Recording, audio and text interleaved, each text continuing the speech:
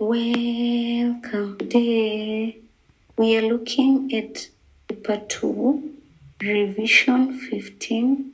This is part 1. Thanks a lot for subscribing. Question 1a, Jeremiah's prophecies concerning the Messiah. The Messiah would rule wisely. He would execute justice and righteousness. He would be a king. He would be a descendant of David. He would be called the Lord is our righteousness. He would bring salvation to the nation of Judah. He would ensure that Israel is safe from our enemies. He would reign as a righteous king.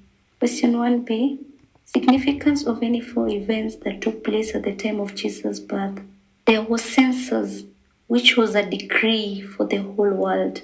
This signifies that Jesus will bring salvation to the whole world. Baby Jesus was laid in a manger, signifies that Jesus will bring salvation to the poor.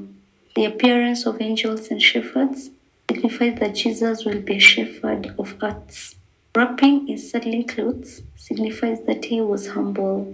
Appearance of angels singing showed that Jesus was great and mighty. The glory of the Lord shining signifies holiness. Question 1c, lessons Christians learn from the response of the shepherds to the birth of Jesus. So we should start Christians should respond to God's call in obedience.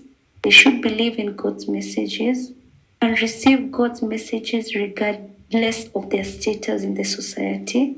Should be grateful to God's messages. Should praise God. Should share their experiences with others.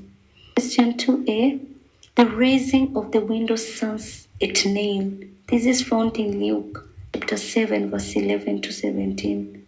Jesus went to the city of Nain, accompanied by his disciples and a great crowd. He met people carrying a dead man at the gate of the city. The dead man was the only son of the widow. The widow was accompanied by a large crowd. Jesus felt pity on the widow and told her not to weep. Jesus touched the bier in which the body lay. Jesus told the man to arise. The dead man sat up and began to speak. Jesus gave the man to the mother. The people were filled with fear. The people glorified God. Jesus' fame spread throughout Judea and surrounding region. Question 2b, the calming of the storm. This is found in Luke chapter 8, verse 22 to 25. Jesus got into a boat with his disciples. Jesus was sailing with his disciples across the Sea of Galilee. Jesus fell asleep. A storm of wind came down on the lake. The boat was filled with the water, and they were in danger. The disciples woke Jesus and asked him to save them. Jesus woke up and rebuked the wind, and the storm ceased. Jesus asked the disciples, "Where is your faith?" The disciples were afraid and wondered who Jesus was. Even the wind and water obeyed him. Question 2c, lessons Christians learn about Jesus from the raising of widow's son at Nain. Jesus has power over death. Jesus has compassion to those who are suffering. Jesus is the Son of God. Jesus is the Savior. He is a great prophet. He came for both physical and spiritual needs.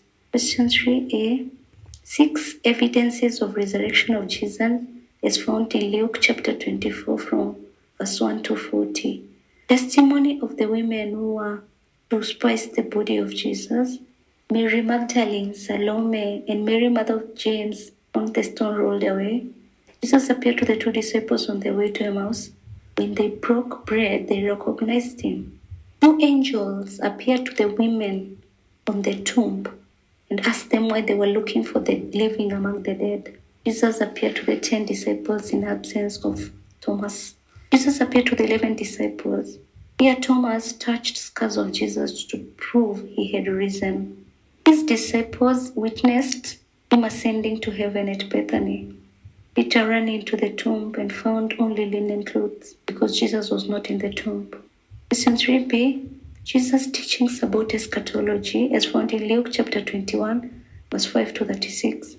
There will be destruction of temples. That is, no one will be left upon another. People will come claiming to be Jesus, the Messiah and the Son of God. There will be wars and revolution. That is, nations would rise against nations. There will be natural calamities and earthquake. famine and plagues. Rather, you can just say strong waves disrupting the sea. There will be strange, terrifying celestial beings that would come from the sky. There would be persecution of the disciples of Jesus. Here is whereby we'll say that the disciples would be betrayed to the authorities by close relatives and even put to death. Question 3c, 8 ways in which the church is preparing people for the second coming of Christ. Spreading the gospel to the people, urging people to repent their sins, encouraging people to pray and fast, encouraging them to practice works of charity, encouraging them to read the Bible for spiritual guidance, encourage them to forgive others, giving them opportunity to be baptized, and fellowshipping together. Did you understand? Kindly let me know in the comment section below, and also what video I can look at tomorrow. Thanks a lot for subscribing and listening to me.